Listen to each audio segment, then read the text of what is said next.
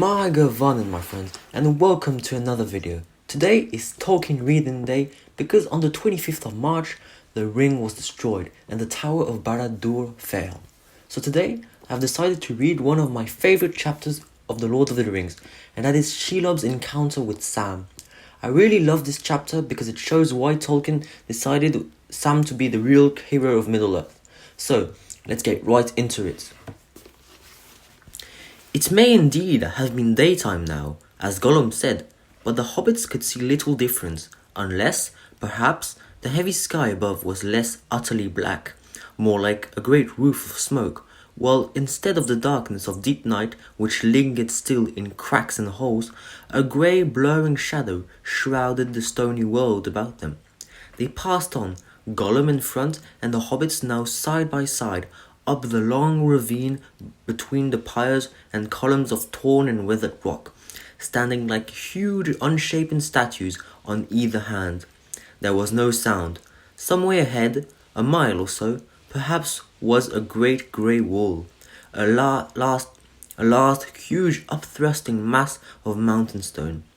Darker it loomed, and steadily it rose as they approached, until it towered up high above them, shutting out the view of all that lay beyond.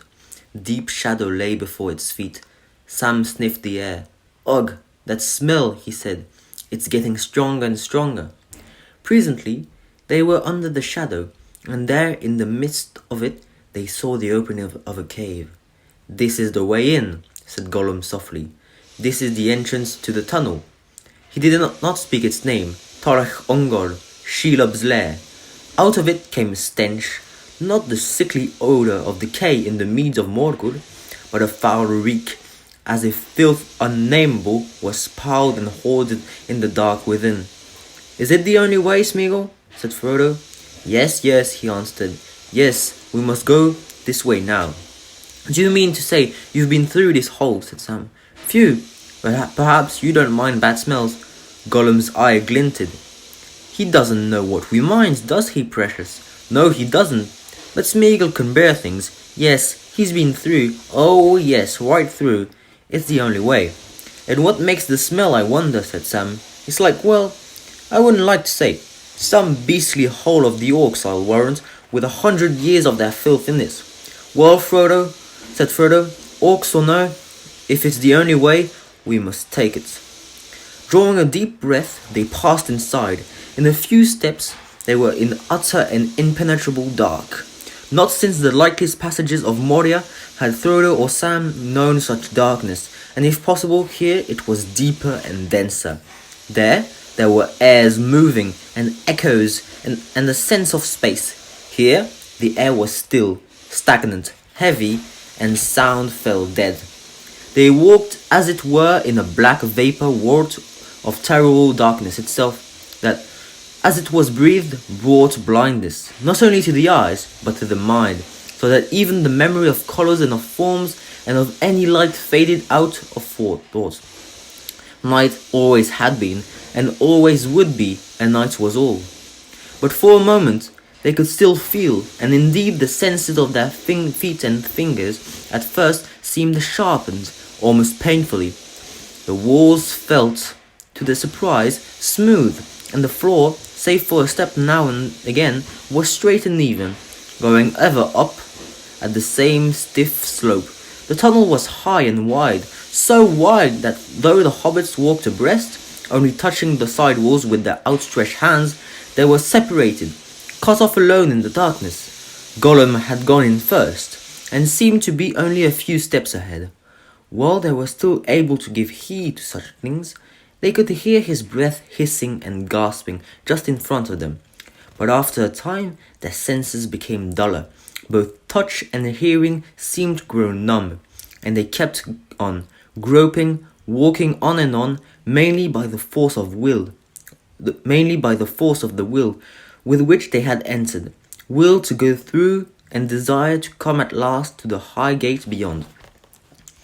Before they had gone very far, perhaps, but time and distance soon passed out of his reckoning, Sam, on the right, feeling the wall, was aware that there was an opening at the side. For a moment he caught a faint breath of some air less heavy, and then they passed it by. "There's more than one passage here," he whispered with an effort. It seemed hard to make his breath give any sound. "It's a Nork-like place as ever they could be." After that, first on the right, and then Frodo on the left, passed 3 or 4 such openings, some wider, some smaller, but there was as yet no doubt of the main way, for it was straight, and did not turn, and still went steadily up. But how long was it? How much more of this world they had to endure, or could they endure? The breathlessness of the air was growing as they climbed, and now they seemed often in the blind dark to sense some resistance thicker than the foul air. As they thrust forward, they felt things brush against their heads or against their hands, long tentacles or hanging growths perhaps. They could not tell what they were, and still the stench grew. It grew until almost it seemed to them that smell was the only clear sense left to them, and that was for their torment. 1 hour, 2 hours, 3 hours, how many had they passed in this lightless hole? Hours, days, weeks rather. Sam left the tunnel side and shrank towards Frodo, and their hands met and clasped, and so together they still went on. At length, Frodo, groping along the left-hand wall, came suddenly to a void. Almost he fell sideways into the emptiness. Here was some opening in the rock far wider than any they had yet passed, and out of it came a reek so foul and a sense of lurking malice so intense that Frodo reeled. And at that moment, Sam too lurched and fell forward. Fighting off both the sickness and the fear, Frodo gripped Sam's hand. "Up," he said in a hoarse breath without voice. "It all comes from here, the stench and the peril. Now for it, quick." Calling up his remaining strength and resolution, he dragged Sam to his feet and forced his own limbs to move. Sam stumbled beside him. 1 step, 2 steps, 3 steps, and at last 6 steps. Maybe they had passed the dreadful unseen opening, but whether that was so or not, suddenly it was easier to move, as if some hostile will for the moment had released them. They struggled on, still hand in hand, but almost at once they came to a new difficulty. The tunnel forked, or so it seemed, and in the dark they could not tell which was the wider way, or which kept nearer to the straight. Which should they take, the left or the right?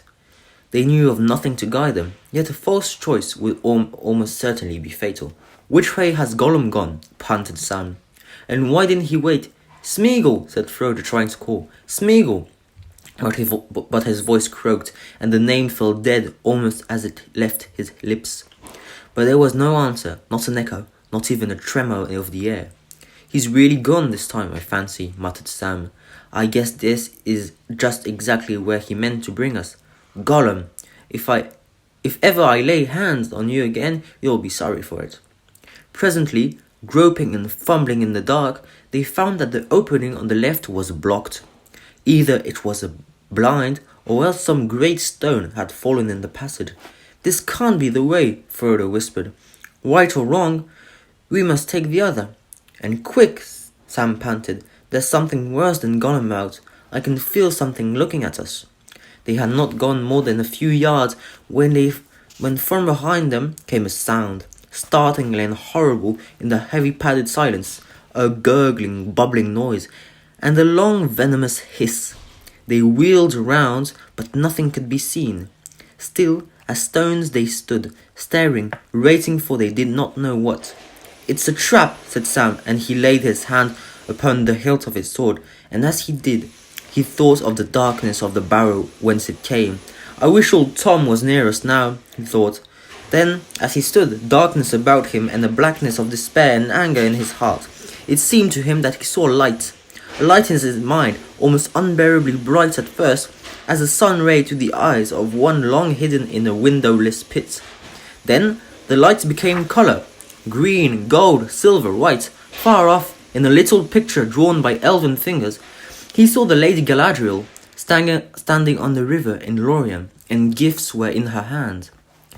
"And you, ring-bearer," he heard her say, remote but clear, "for you I have prepared this."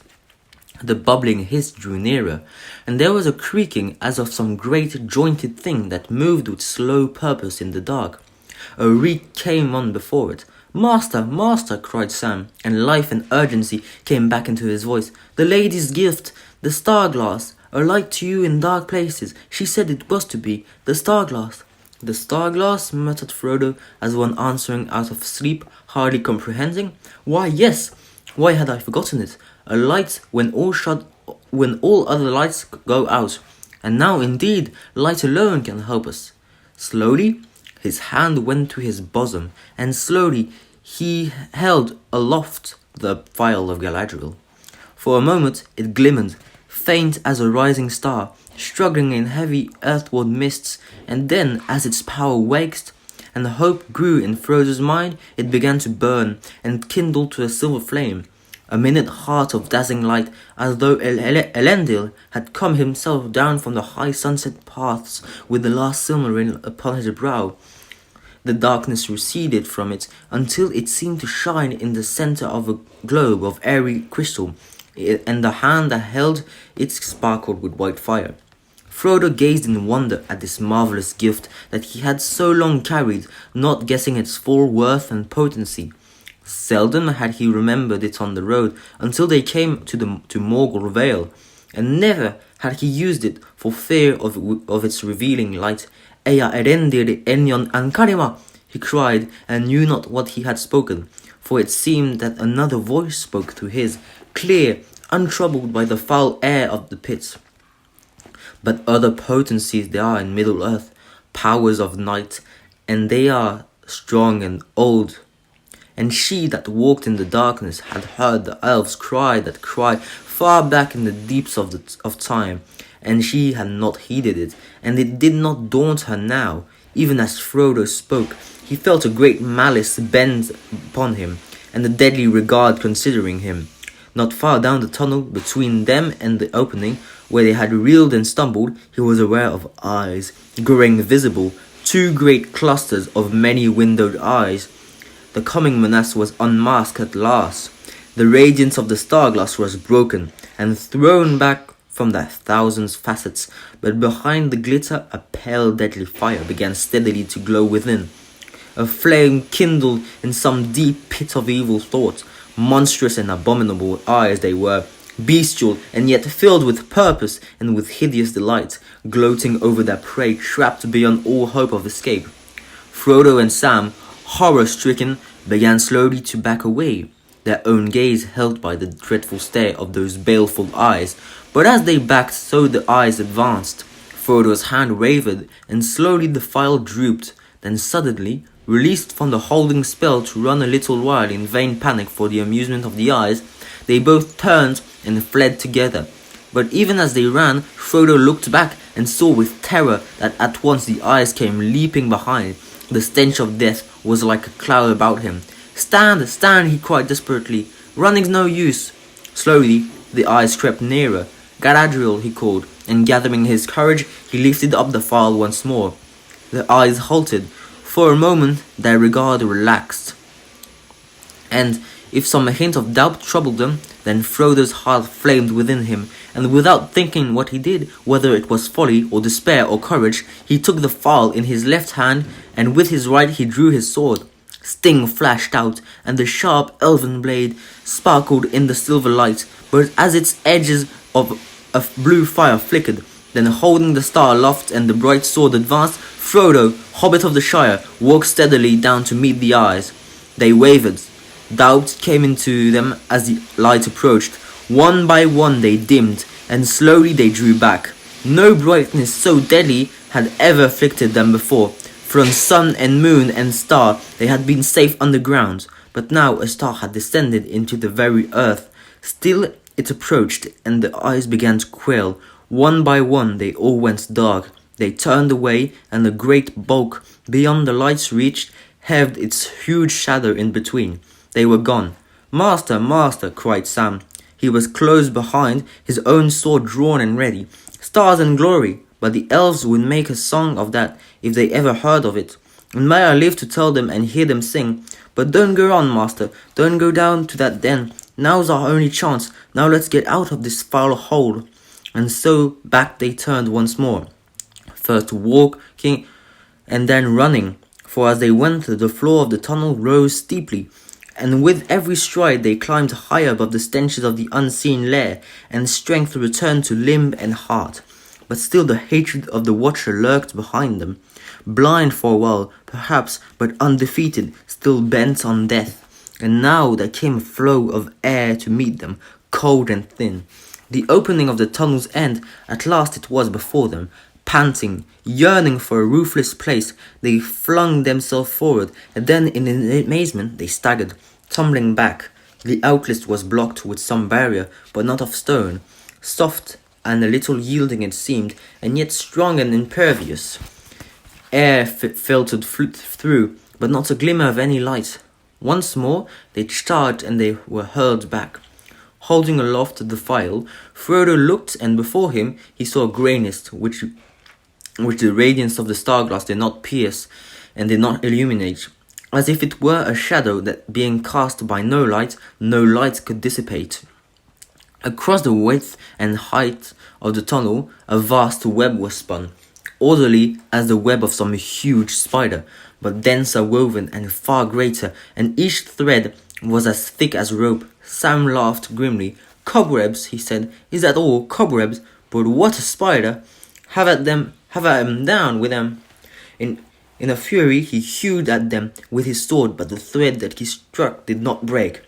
It gave a little and then sprang back like a plucked bowstring, turning the blade and tossing up both sword and arm. 3 times Sam struck with all his force, and at last one single cord of all the countless cords snapped and twisted, curling and whipping through the air. One end of it lashed Sam's hand, and he cried out in pain, staring back and drawing his hand across his mouth.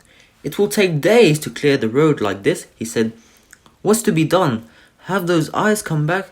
"No, not to be seen," said Frodo, but I still feel that they are looking at me, or thinking about me, making some other plan, perhaps. If this light were lowered, or if it failed, they would quickly come again. "Trapped in the end," said Sam bitterly, his anger rising again above weariness and despair. "Gnats in a net. May the curse of Faramir bite that column, and bite him quick." "That will not help us now," said Frodo. "Come, let us see what Thing can do. It is an elven blade. There were webs of horror in the dark ravines of Beleriand where it was forged. But you must be the guard and hold back the eyes. Here, take the star-glass. Do not be afraid. Hold it up and watch." Then Frodo stepped up to the great grey net and hewed it with a wide sweeping stroke, drawing the bitter edge swiftly across the ladder of close-strung cords, and at once springing away. The blue gleaming blade shore through them like a scythe through glass, and they leaped and writhed, and then hung loose. A great rent was made. Stroke after stroke he dealt, until at last all the web within his reach was shattered, and the upper portion blew, and swayed like a loose vein in the incoming wind. The trap was broken. "Come," cried Frodo. "On, on!" Wild joy at their escape from the very mouth of despair suddenly filled all his mind. His head whirled as with a draught of potent wine. He sprang out, shouting as he came. It seemed light in that dark land to his eyes that had passed through the den of night. The great smokes had risen and grown thinner, and the last hours of a sombre day were passing. The great glare of Mordor had died away in sullen gloom, yet it seemed to Frodo that he looked upon a morning of sudden hope. Almost he had reached the summit of the wall. Only a little higher now, the cleft Cirith Ungol was before him, a dim notch in the black ridge, and the horns of rock darkling in the sky on either side. A short race, a sprinter's course, that would be through. "The pass, Sam!" he cried, not heeding the shrillness of his voice that released from the choking airs of the tunnel rang, and now high and wild. "The pass, Sam! Run, run, and we'll be through before anyone can stop us." Sam came up behind as fast as he could urge his legs, but glad as he was to be free, he was uneasy, and as he ran he kept on glancing back at the dark arch of the tunnel, fearing to see eyes or some shape beyond his imagining spring out in pursuit. Too little did he or his master know of the craft of Shelob. She had many exits from her lair.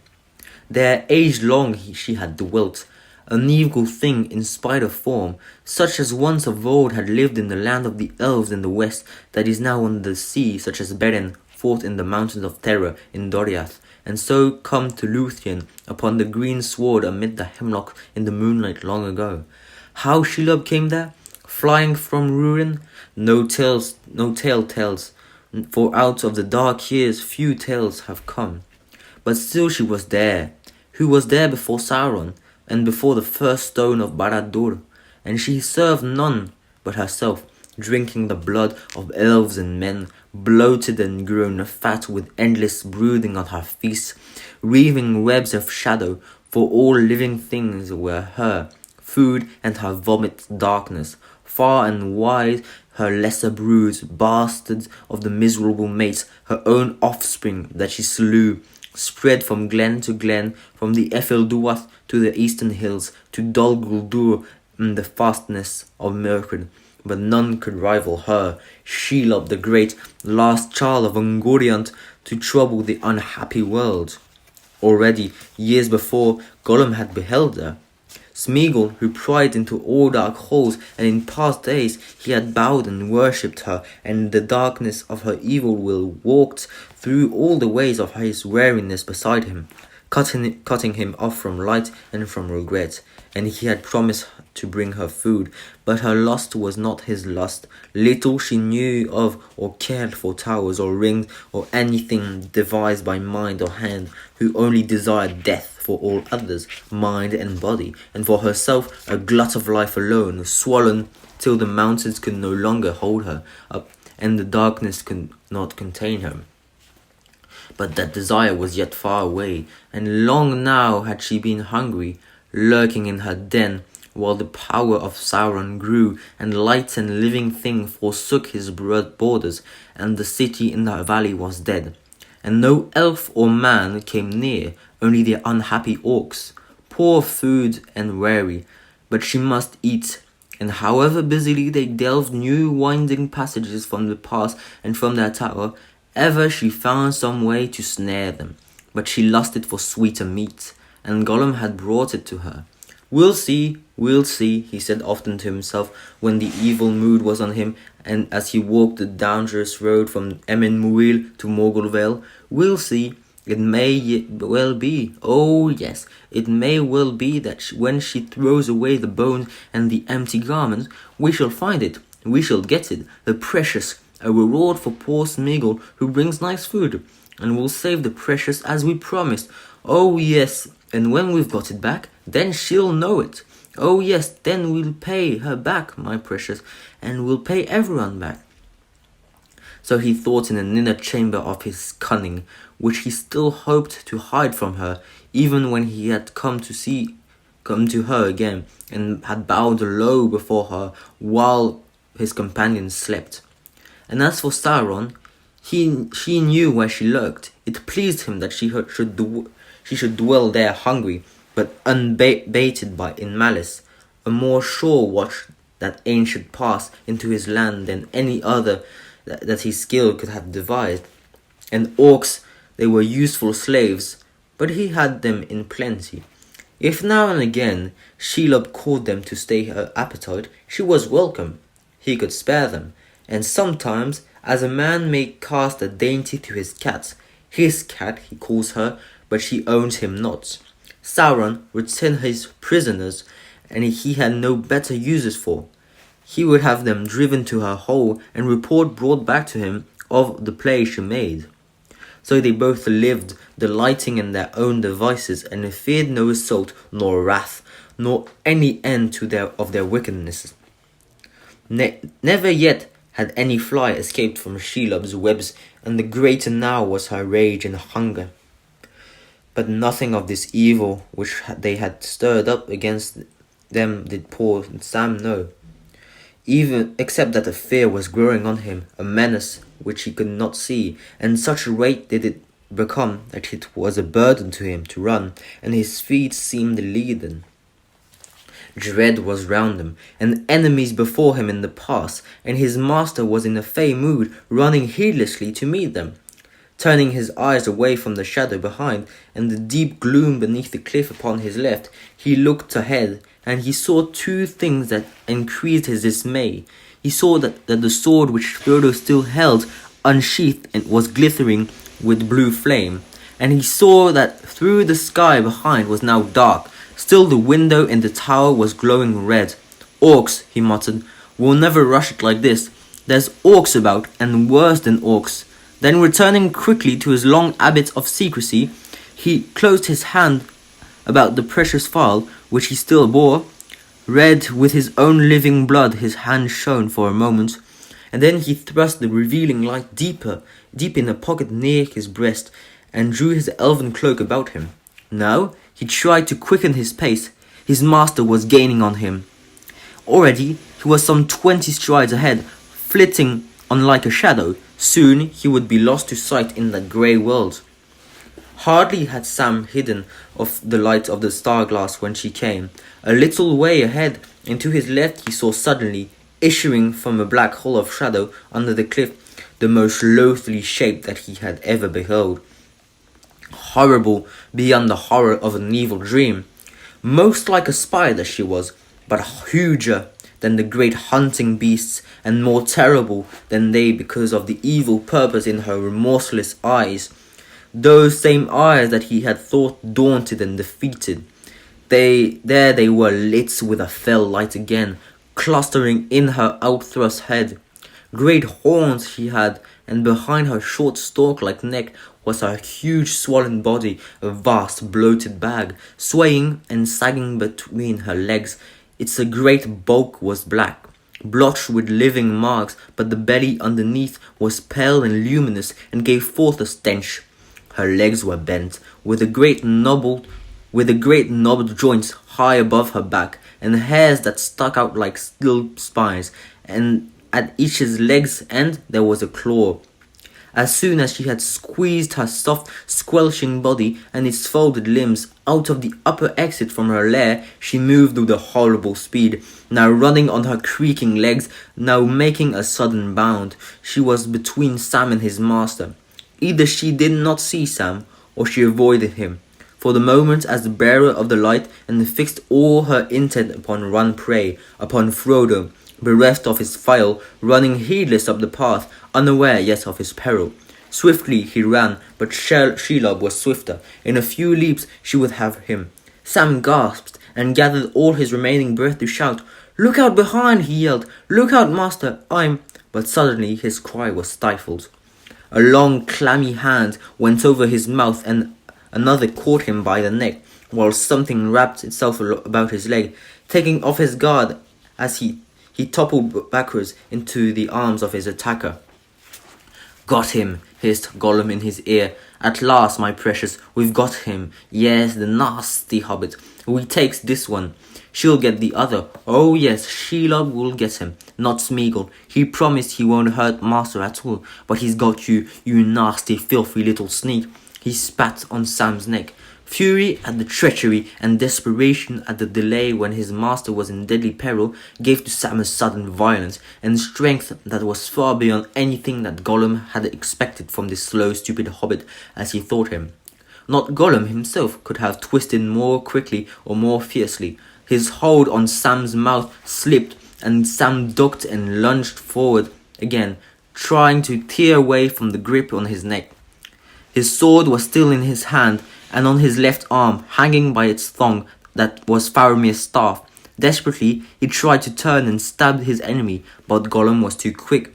His long right arm shot out, and he grabbed Sam's wrist. His fingers were like a vice. Slowly and relentlessly, he bent the hand down and forward, till with a cry of pain, Sam released the sword, and it fell to the ground, and all the while Gollum's other hand was tightened on Sam's throat. Then Sam played his last trick. With all his strength, he pulled away and got his feet firmly planted, and then suddenly he drove his legs again against the ground, and with his whole force hurled himself backwards. Not expecting even this simple trick from Sam, Gollum fell over with Sam on top, and he received the weight of the sturdy hobbit in his stomach.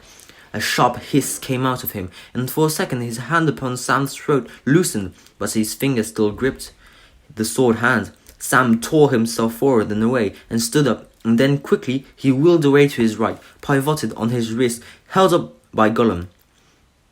Laying hold of the staff with his left hand, Sam strung it up, and down it came with a whistling crack on Gollum's outstretched arm, just below the elbow. With a squeal, Gollum let go. Then Sam waded in, not waiting to change the staff from left to right. He dealt another savage blow. Quick as a snake, Gollum slithered aside, and the stroke aimed at his head fell across his back. The staff cracked and broke. That was enough for him. Grabbing from behind was an old game of his, as seldom had he felt it.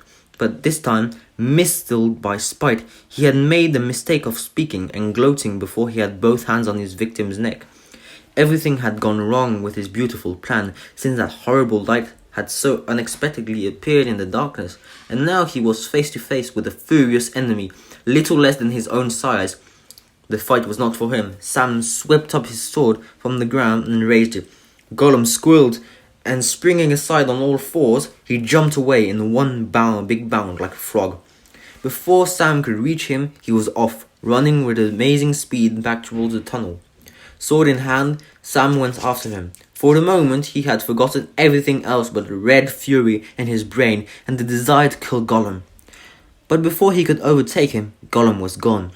Then, as the dark hole stood before him, and the stench came out to meet him, like a clap of thunder, the thought of Frodo and the monster smote upon Sam's mind. He spun around and rushed wildly up the path, calling his master's name. He was too late. So far, Gollum's plot has succeeded. Frodo was lying face upward on the ground, and the monster was bending over him, so intent upon her victim that she took no heed of Sam and his cries until he was close at hand. As she rushed up, he saw that Frodo was already bound in cords, wound about him from ankle to shoulder, and the monster, with her great forelegs, was beginning half to lift, half to drag his body away. On the near side of him lay, gleaming on the ground, his elven blade, where it had fallen, useless from its grasp. Sam did not wait to wonder what was to be done, or whether he was brave or loyal or filled with rage. He sprang forward with a yell and seized his master's sword in his left hand. Then he charged.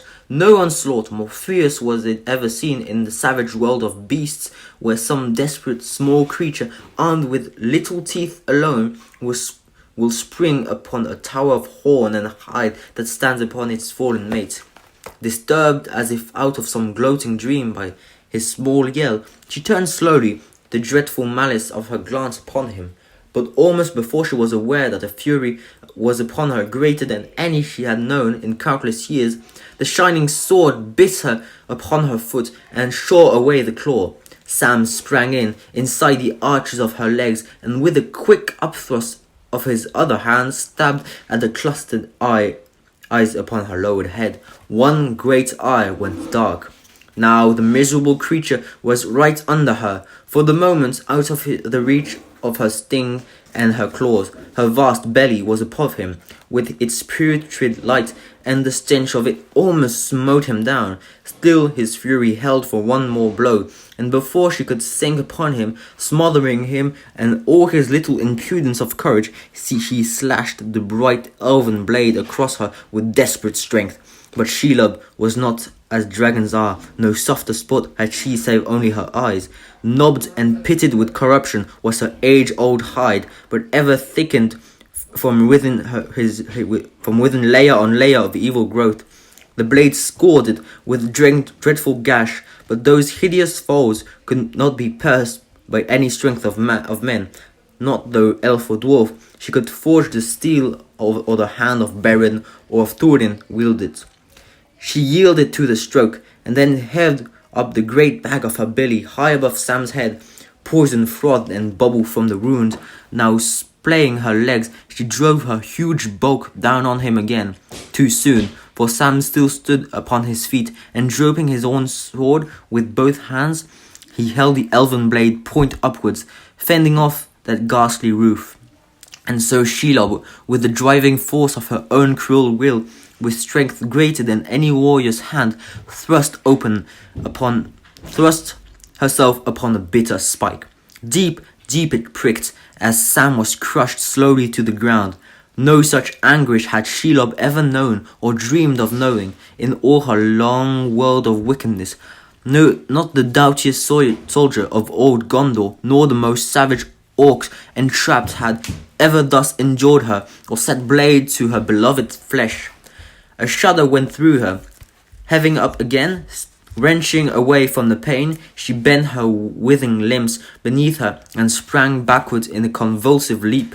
Sam had fallen to his knees by Frodo's head, his senses reeling in the foul stench, his two hands still gripping the hilt of the sword. Through the mist before his eyes, he was aware dimly of Frodo's face. And stubbornly, he fought to master himself and to drag himself out of the swoon that was upon him. Slowly, he raised his head and saw her, only a few paces away, eyeing him, her beak drabbling a spittle of venom, and the green ooze trickling from below her wounded eye. There she crouched, her shuddering belly splayed upon the ground, the great boughs of her legs quivered as she gathered herself for another spring, this time to crush and sting to death, no little bite of poison to still the struggling of her meat, this time to slay and then to rend. Even as Sam himself crouched, looking at her, seeing his death in her eyes, a thought came to him, as if some remote voice had spoken, and he fumbled in his breast with his left hand and found that what he sought. Cold and hard and solid it seemed to his touch in a phantom world of horror, the phial of Galadriel. Galadriel, he said faintly, and then he heard voices far off, but clear, the crying of the elves as they walked under the stars in the beloved shadows of the Shire, and the music of the elves as it came through his sleep in the Hall of Fire in the house of Elrond. Gilthoniel, Elbereth! And then his tongue was loosed, and his voice cried in language which he did not know, Elbereth Gilthoniel, O Menel Palandiriel, Lenadan Sidi Ngurustos, Tilonin Fanuelos. And with that he staggered to his feet, and was Samwise the Hobbit, Hamfast's son, again. Now come, you filth, he cried. You've hurt my master, you brute, and you'll pay for it. We're going on, but we'll settle with you first. Come on and taste it again. As if his indomitable spirit had set its potency in motion, the glass blazed suddenly like a white torch in his hand. It flamed like a star that, leaping from the firmaments, sears the dark with intolerable light. No such terror out of heaven had ever burned in Shelob's face before. The beams of it entered into her wounded head and scored it with unbearable pain, and the dreadful infection of light spread from eye to eye. She fell back, beating the air with her forelegs, her sight blasted by inner lightnings, her mind in agony. Then, turning her maimed head away, she rolled aside and began to crawl, claw by claw, towards the opening in the dark cliff behind. Sam came on. He was reeling like a drunken man, but he came on, and Shelob cowed at last, shrunken in defeat, jerked and quivered as she tried to hasten from him. She reached the hole and, squeezing down, leaving a trail of green-yellow slime, she slipped in even as Sam hewed a last stroke at her dragging legs. Then he fell to the ground. Well everybody, this wraps up our video. It was really fun reading this section of The Lord of the Rings, and be sure to like and subscribe if you liked this video. Other fellow Tolkien YouTubers have been reading their favorite chapter of The Lord of the Rings for Tolkien Reading Day, and I will be putting the link of the playlist in the description. Oh, and I almost forgot. If this video does not come on the 25th of March, it's because I'm an idiot. And so just imagine it's the 25th of March.